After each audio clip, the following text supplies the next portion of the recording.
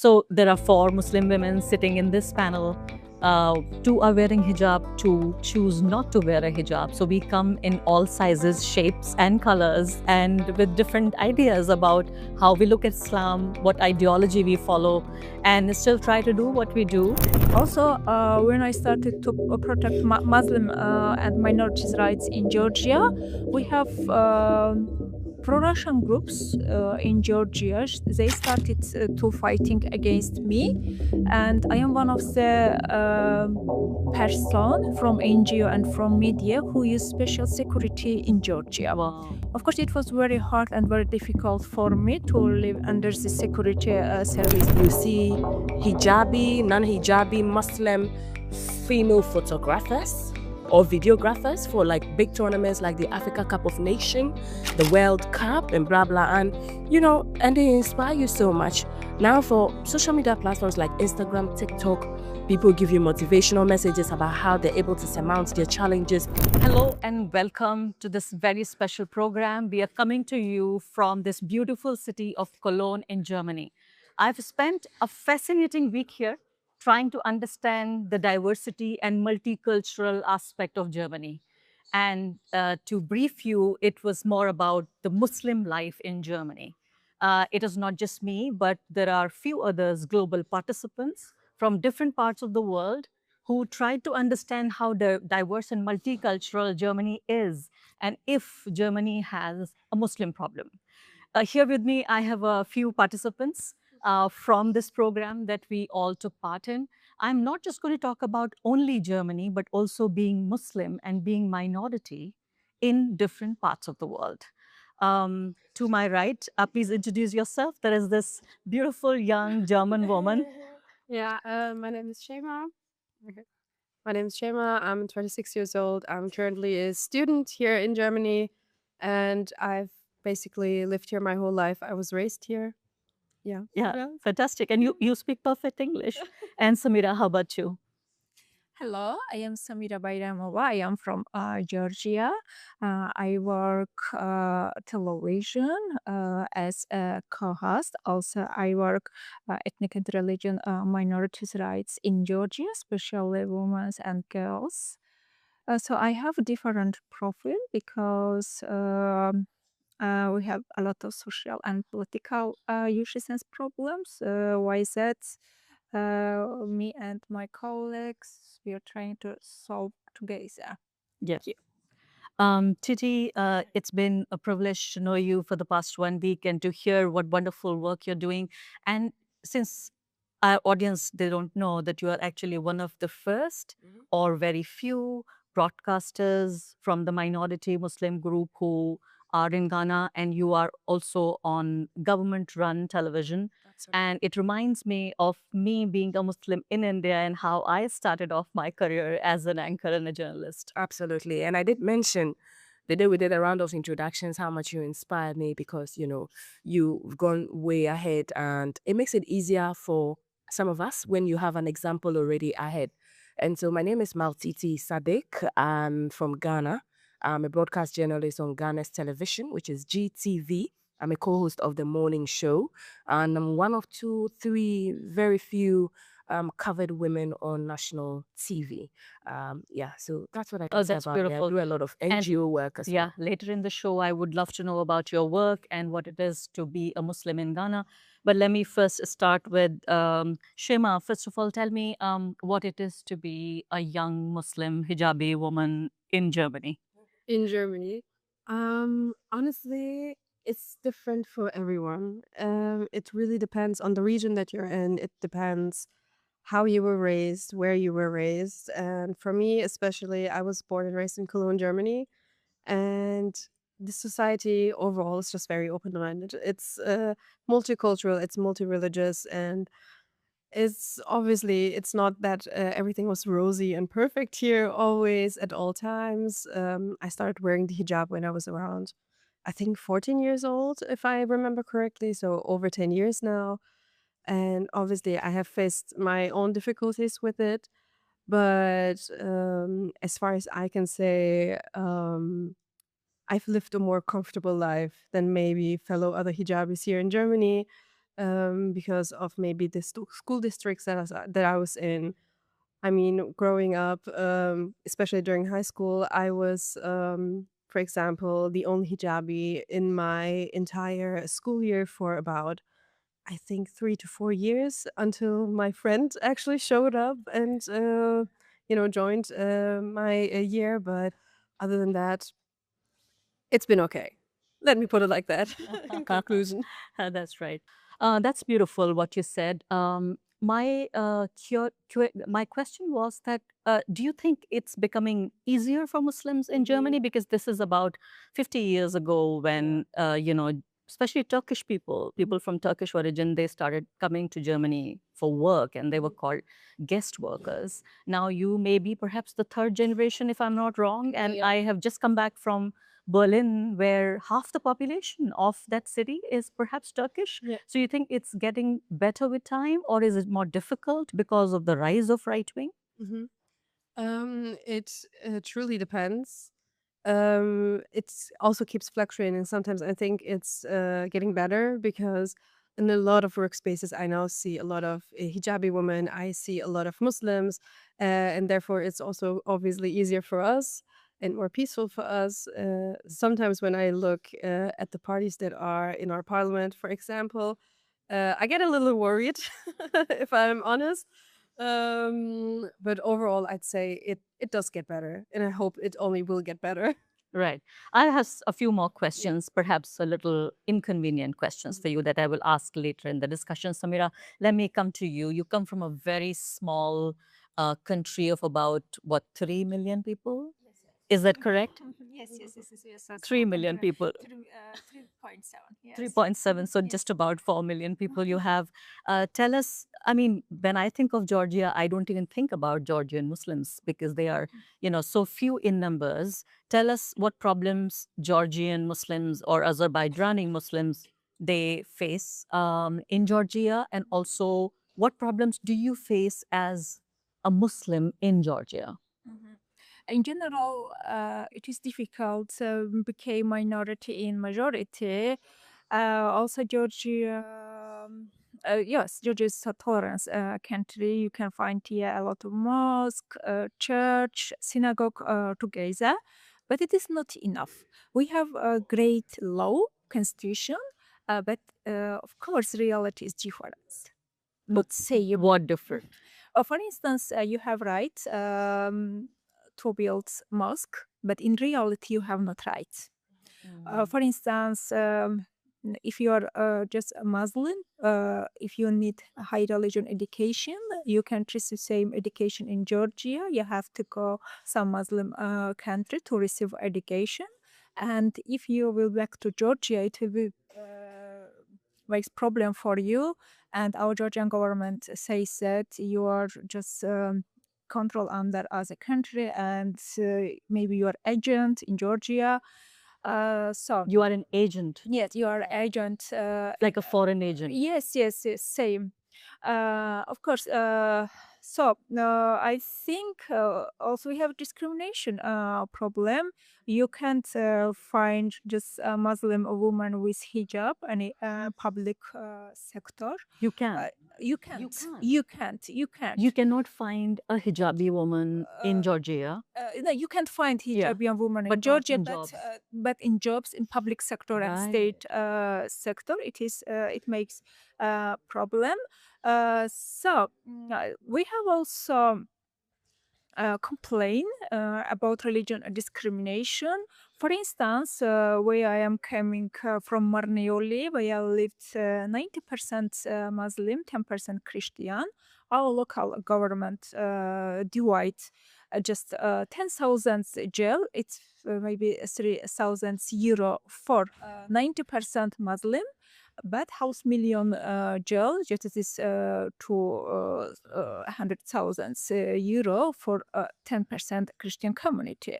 So our just mayor said that it is equal. It is not a discrimination, but it is real discrimination. Also, we appealed to Georgian court. The first level court just said that yes, it was a discrimination. But second level, court says that it is not a discrimination. Why is that? This is one of the case from Georgia about this discrimination. We sent a European court, but Georgian now this judge not works the first level of a court. Why? Because she said that it was discrimination. So it's a difficulty, you are saying, not in just terms of getting a job, but even in the courts, you don't feel like you are being heard properly. Maltiti, tell us more about the Muslims of Ghana. It's not every day that I meet a woman from Ghana, that too a public woman, a woman who represents perhaps, women, Muslims, people from Ghana. Tell us more about that. For my case in Ghana, fine, Ghana is about 20% Muslim, is a Christian-dominated country, but it still operates on a constitution that says that the country is secular. But during our conversations, you've said some things that have sprung up that most of the time when there's a majority, it becomes a default. So when the minority religion is being talked about, they say don't bring religion here. But if it's the majority religion, they don't treat it like a religion. So practice what the majority religion is practicing and see it as normal. But if you want to practice yours and you're not even asking others to join, then it's kind of a problem. Are we giving you too much freedom? Are these people, if you're not careful, they'll take over, they'll become this and that. We have a chief imam who tries to unify all the sects under Islam and also be able to have communication, collaboration with the Christian community. And this chief imam is over 100 years old. Our worry is that when he dies, what's going to happen? Because it has to rotate. And, just like in the Muslim world across the world, you hear people who feel that the sects of Muslims are not the right ones. Should it go to a Shia? Should it go to an Ahmadi? Should it go to a Sunni? We hear some of these tensions that are coming up, and that may be the worry for the Muslim community. But on the other hand, of freedom, I think that generally we understand ourselves. You can see Muslims spread prayer mats in front of a Methodist church on the streets and have their salah. You see Muslims and Christians exchange food and gifts on Eid and Christmas. We dress Muslim on Fridays. We wear what we wear to mosque or to work and all of that. For Muslim women on TV, not so much. As I mentioned, when I began, we're just two Muslim women looking covered on television because, bosses at work would be like, oh, take that hideous thing away. And some will tell you that for one TV audition I went to, then they told me, the HR told me, I want to make you beautiful. I want to wear you a wig, do you?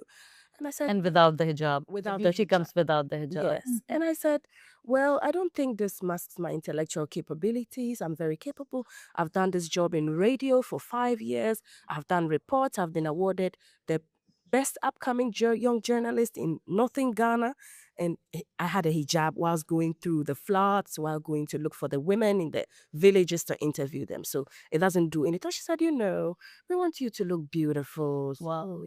Yeah. So I did not get that card for that. You did not job. get No, that. I did not.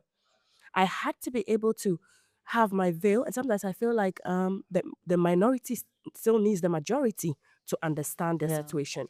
I went for a reality TV program and I didn't go with my hijab. I said, you know what? It's enough.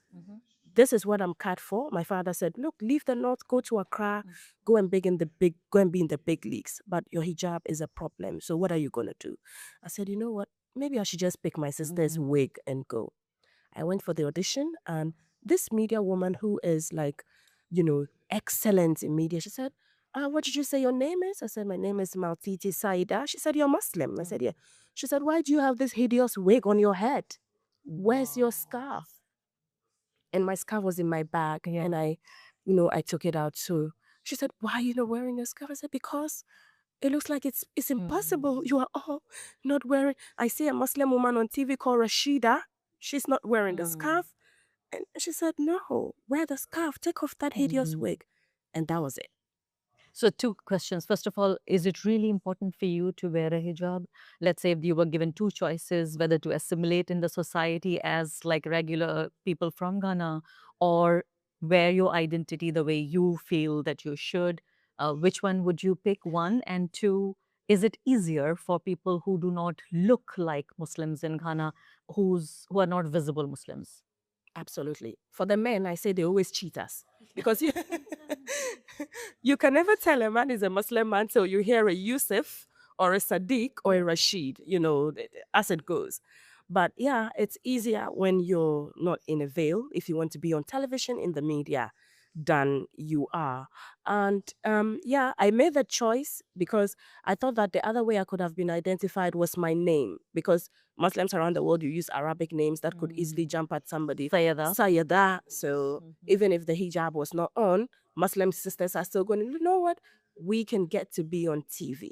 Because there was this, zeal to break the stereotype that Muslims are not intelligent, or, they should just belong in some corner group. They are not exposed to good stuff in life and all of that.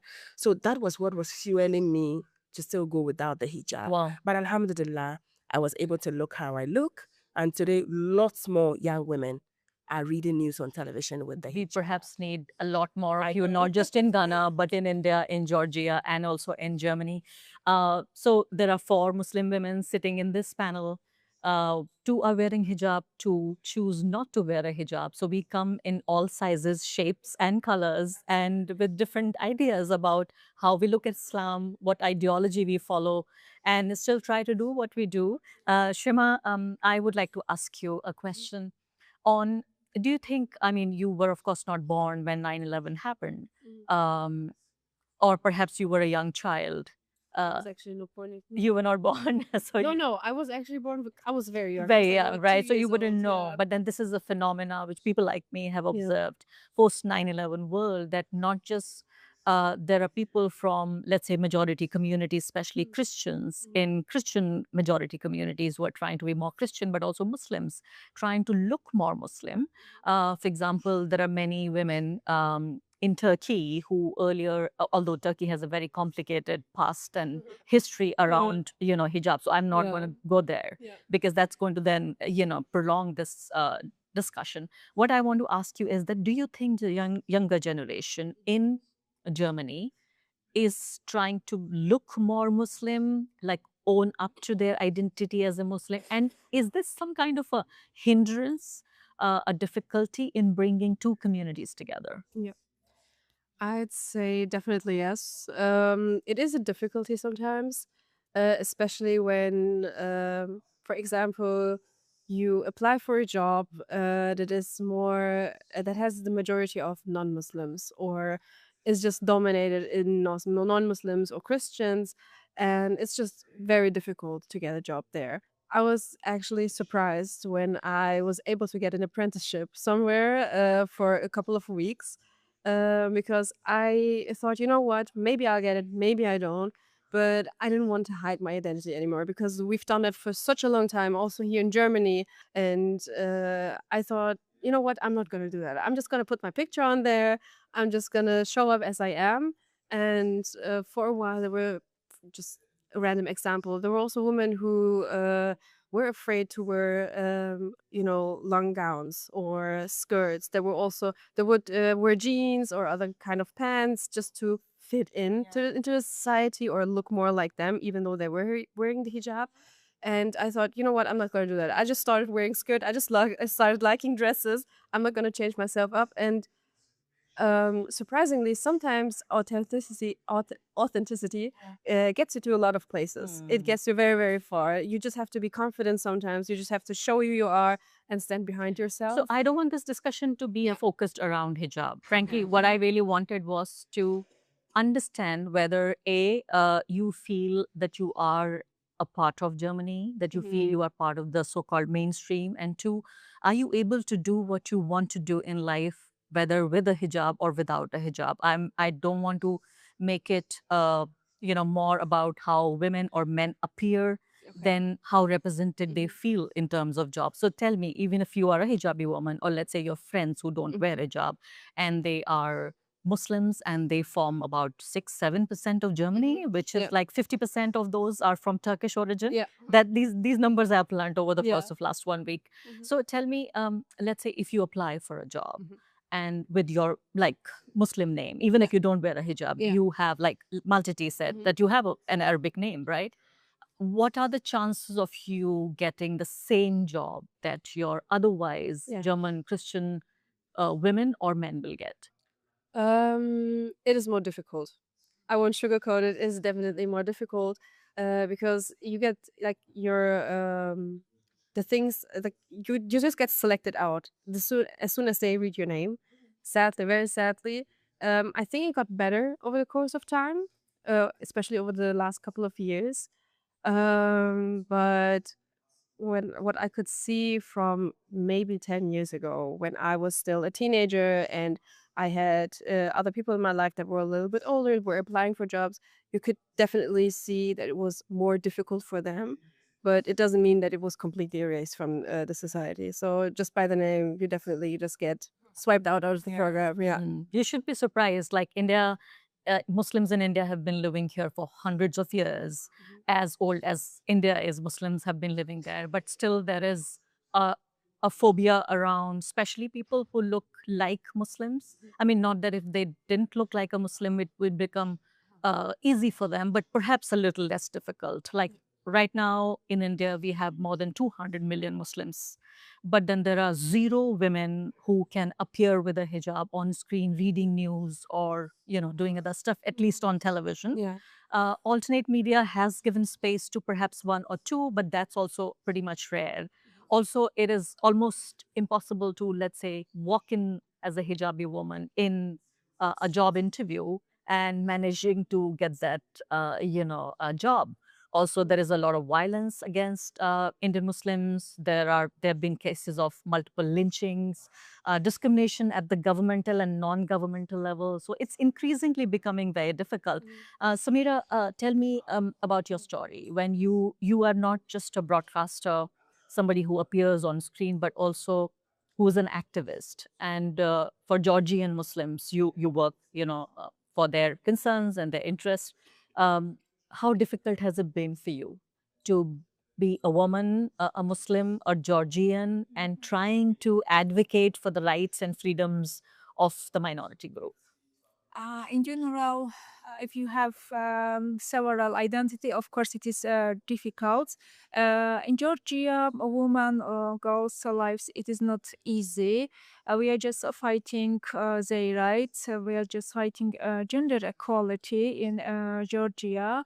In Georgia, just man states that we are Caucasus man. Also, we have huge, large right than a woman. A woman have to in kitchen very interesting politic and social life and something. Also, we have early marriage problem, domestic violence issues. We have huge education problem. I think that everything coming from education because in Georgia, no one on the Muslim peoples in general or Georgians, we have huge education problem. We have problematic education system in Georgia. Of course, it is also very difficult for me to work in my community even. Even within the Yes, community? yes, of course, because just man and woman said that why you are so active. Maybe just if you're married and to have children. Yeah. It is not necessary work, just social and political activism in your life. Also, I have a lot of supporters from Georgia, Muslim, Christians. I have huge support. So they appreciate my work in my community. So also, I think now country main problem is Can you tell us a little more about your story? How difficult it was for you to do things that you do. Also, why it is important for you to do what you do. Of course, it was at first for me difficult because also I am coming from a village, a small region, ethnic and minorities region. Also, I was not ready for everything. I thought that people are very great and beautiful, everything. Just I didn't just think about problem. I thought that everything will. Why that not was everything same?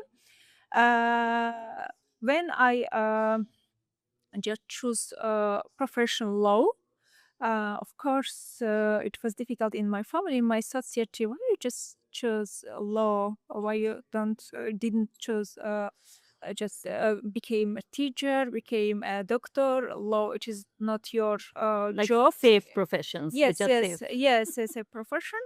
Of course, I am coming from Azerbaijan community. I didn't know Georgian language, so I started to learn Georgian language in Georgia. It was my first difficulty because we have integration and language barrier in Georgia. It is our first difficulty. The second, of course, I had any discrimination facts from Georgian.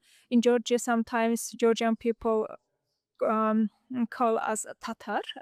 Which is Tatar. Just if you're Muslim, they are just saying you are Tatar because I don't know. In history happened something from Persian government. Why is that they are calling Muslims as Tatar? So. Uh, of course, some people also say that why you just live in Georgia, you're Azerbaijani, why you didn't live in Azerbaijan, why you are you not going to go Azerbaijan and other country because they are Muslim? But I born in Georgia. I love my country. I don't think anything just without Georgia. Also, when I started to protect Muslim and minorities' rights in Georgia, we have pro-Russian groups in Georgia. They started to fighting against me, and I am one of the person from NGO and from media who use special security in Georgia. wow. Of course, it was very hard and very difficult for me to live under the security service because they wanted to kill me. Why you just complain in court Muslim rights? Why you just talking about equal right? You are not a Christian. You are not Georgian. You have not same right. Why you just fighting same right in Georgia? But I have a lot of Georgian Christian friends and Muslim and Azerbaijani friends who support me in Georgia. Wow. I mean, this story doesn't surprise me at all. In India, if Muslims question and they want perhaps equal rights for themselves or freedoms for themselves, they are also called, their patriotism is questioned and they're called Pakistanis. So this story I've heard before. This happened in Georgia, back home in India. It's not very different. Maltiti, to you, now tell us, what future do you see for Muslims, not just in Ghana, but in Africa in general?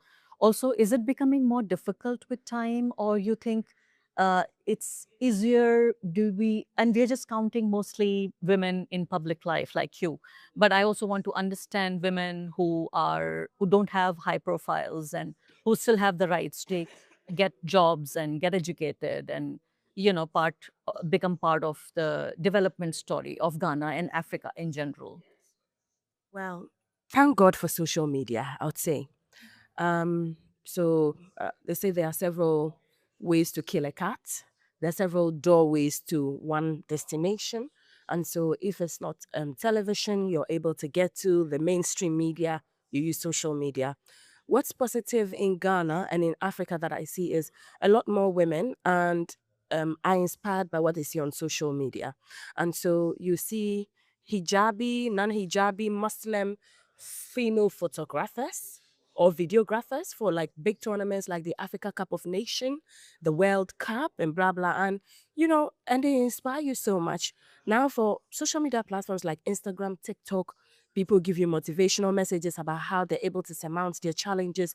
From where I come from, Northern Ghana, there are lots of women who are in the NGO space because for Northern Ghana is very conservative. So there's this very traditional, like Samira said, your place is in the kitchen. Before you become a politician, you must be married. They skew whatever the Quran says or whatever Islam says in a whole different way. They marry off young girls before their age. But with the inception of the non-governmental organization supported by, funds, donors, and blah, blah from around the world, gradually they're breaking that. So you know a woman like Samira who is known for ending child marriage and phenomenal work. Her team hears anything about, they're giving this girl away, they quickly go there, they bring the social work, welfare workers, they bring the police, and then they end it there. And people are punished. And so because of that, it gradually is deterring others, like men who just feel like, women are just an object. You're supposed to just submit to me because Islam says submit. So do whatever I want you to do without complaining.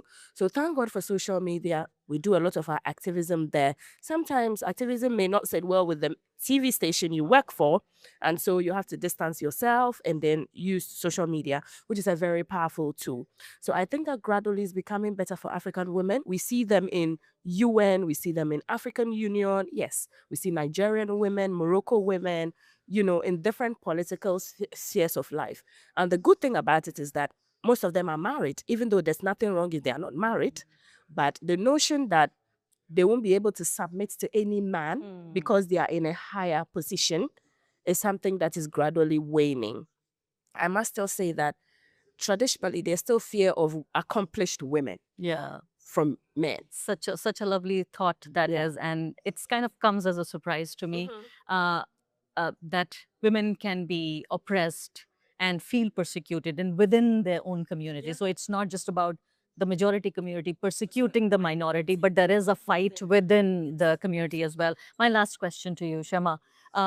We saw the moment after October 7, and we saw what unfolded in Germany. I don't know how controversial it is for you to talk about that, but do you think it was difficult to be on the side of Palestinians during that time? And did it put some kind of a moment of crisis before you, that being a German and also being a Muslim, a Turkish Muslim, because the sentiment was overwhelmingly in favor of Palestinians, especially the victims, thousands of them being killed. Um, I just want to understand, has Germany moved on and the German Muslims have moved on from that moment? And if you can share, how difficult was that? It was, first of all, very shocking to see the kind of outbreak of whatever is going on there. And here in Germany, it was kind of like a wake up call to a lot of Muslims. And it was just sad to see how many, for example, people who I would say are German and are safe, or who I would feel safe with, suddenly take the opposition in that case, and suddenly couldn't understand why we were so firmly standing beside the Palestinians. And in some cases, other people did surprise me that they took the Palestinian side and stood beside us and helped us demonstrate or go to certain events for Palestinians. And it's still something for me personally that lives kind of what the young people would say rent free in my mind. Is everything? It's every time in the back of my mind whenever I go shopping for something and something is boycotted, and I know that I don't buy it, or it's also like that for my family. But I do see a slight decrease in people who have that right in front of their eyes, or remember whatever is still happening there, which is kind of upsetting to see. But it's always good to raise awareness. And the fact that the government did not allow many of the protests and in fact persecuted a few people who did take part in protest. That was a very hard watch for me, honestly. It was also very shocking to me, because it suddenly felt like we were taking 10 steps back instead of 2 steps forward. Um, like I said, I just saw one or two videos, and I just put my phone down for a few minutes because I was just in such a shock that it was still happening today in Germany. And those were like normal German citizens who were threatened to be taking away their citizenship. And for a few seconds, the thought that it could happen to anyone crossed my mind. But then I also thought about how many we are, and that they can take down a little minority that is loud and will still be loud even after everything that happened. Thank you very much, ladies, for the excellent work that three of you are doing. And keep fighting the good fight. And hopefully, we are just creating a better, more peaceful, more accommodative place for all of us. Thank you very much for the audience for watching this program. Goodbye.